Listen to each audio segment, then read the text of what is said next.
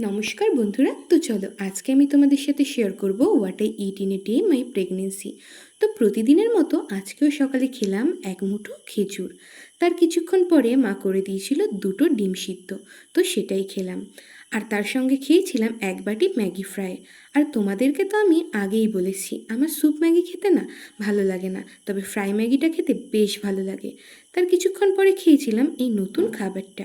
আর খেয়েছিলাম আমাদের গাছের এক প্লেট ভর্তি পাকা আম।